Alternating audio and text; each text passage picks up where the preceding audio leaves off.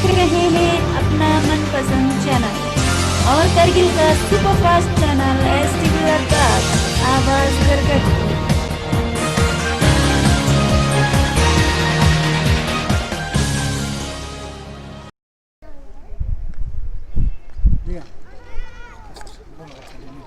देखिए सर, जो पिछले साल 5 अगस्त 2019 को हमारे मुल्क के सबसे बड़े जमहूरी ऐवान में मुल्क के ही आइन की धज्जियाँ उड़ाई गई, जमहूरियत का कत्ल हुआ और हमारे रियासत जम्मू कश्मीर को हमारे अवाम की उमंगों के बरखिलाफ़ जाकर हमारे ऊपर ज़बरदस्ती यूनियन टेरिटरी थोप दी गई। हमारे लीडर्स को ह्यूमिलेटिंग अंदाज में बड़ी तजलील के साथ उनके ऊपर PSA लगाया गया और हमारे साथ एक बहुत बड़ा धोखा सरकार ने हमारे साथ किया।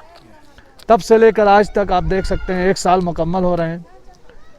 हमारे यहाँ ना कोई जॉब सिक्योरिटी है, न लैंड सिक्योरिटी है। बड़ी तगोदो के बाद, बहुत एहतजाज के बाद कारगिल के लोगों को डिविज़नल हेडक्वार्टर मिला था, डिविज़नल स्टेटस लद्दाख को दिया गया था, लेकिन आज आपको मालूम है कि वो हेडक्वार्टर सिर्फ ऑर्डर तक रहा और वो इम्प्लीमेंट भी नहीं हुआ। और आज नौबत यहाँ तक आ पहुँची कि हमें एक एक कागज़ के लिए, एक एक फ़ाइल के लिए यहाँ से 250-300 किलोमीटर दूर लेह भेजा जाता है।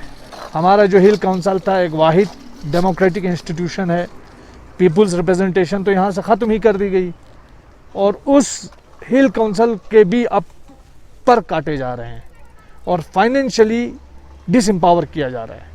यानी एक ट्रांसफ़र के लिए भी इनको लेह भागना पड़ रहा है। आप अभी देखिए, आज ही का आपने सुना होगा कि ये जो क्लब किया जा रहा है हमारे छोटू हाइडल प्रोजेक्ट को बसगो में हेडक्वार्टर शिफ्ट किया जा रहा है। यहाँ जो जनरल मैनेजर है, अब इसको यहाँ से हटाया जाएगा, इसके पावर्स हटेंगे और इसका ऑफिस भी यहाँ से शिफ्ट होगा। जो HR डिपार्टमेंट है वो भी यहाँ से चला जाएगा, फाइनेंस भी चला जाएगा, प्रोक्योरमेंट भी चला जाएगा, बचेगा क्या? तो ले दे करके ये हमारे पूरे जमहूरी हुकूक पर एक किस्म का हमला है और हमें मज़ीद इस वक्त ह्यूमिलिएशन और बिट्रेयल की दलदल में धकेला जा रहा है। बहुत अनफॉर्चुनेट पीरियड है। हम सरकार से ये कहना चाहते हैं कि कारगिल के अवाम ने हमेशा इस देश के लिए वफादारी की है, हमेशा इस देश के हित की रक्षा की है, मुफादात की रक्षा की है।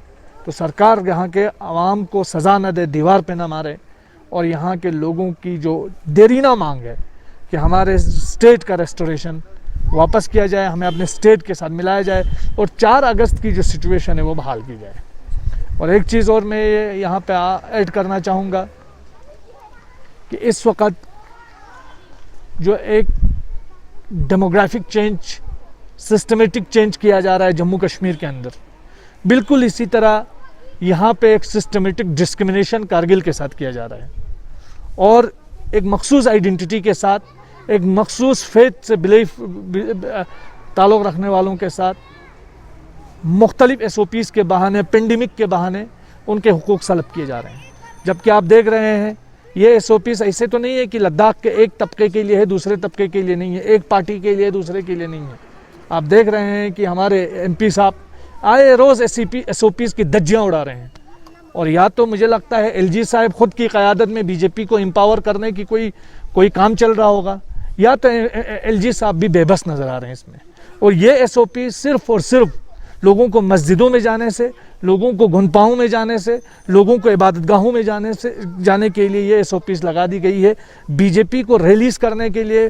BJP को आप मालूम है आपको, परसों आपने देखा ज़ांस्कार के अंदर किस तरह यहाँ नाच गाना हुआ, पार्टी हुई, और आप देख रहे हैं कल आप तुर्तुक में आपने देखा कि BJP के लिए कोई SOP नहीं है।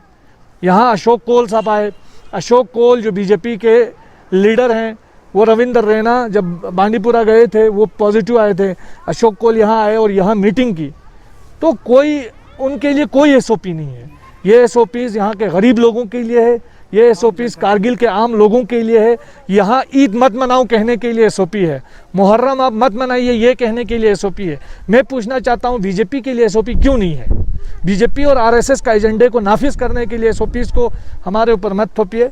रूल सबके लिए बराबर होना चाहिए, SOP सबके लिए बराबर होना चाहिए, पेंडेमिक का नाजायज़ फ़ायदा नहीं होना चाहिए। ये मैं यूटी एडमिनिस्ट्रेशन से कहना चाहता हूँ और मैं कंडम करता हूँ यूटी एडमिनिस्ट्रेशन को कि वो जानबूझकर बीजेपी को फ्री हैंड दे करके SOPs की धज्जियाँ उड़वा रही है और बाकी सब नॉन बीजेपी जो स्टेट सिटीजन है लद्दाख के अंदर, उन सबको SOPs के बहाने, पेंडेमिक के बहाने, सोशल डिस्टेंसिंग का तरह तरह के अब तो नक्शे भी बनाए जा रहे थे, वो आपने देखा होगा दुकानों के बाहर।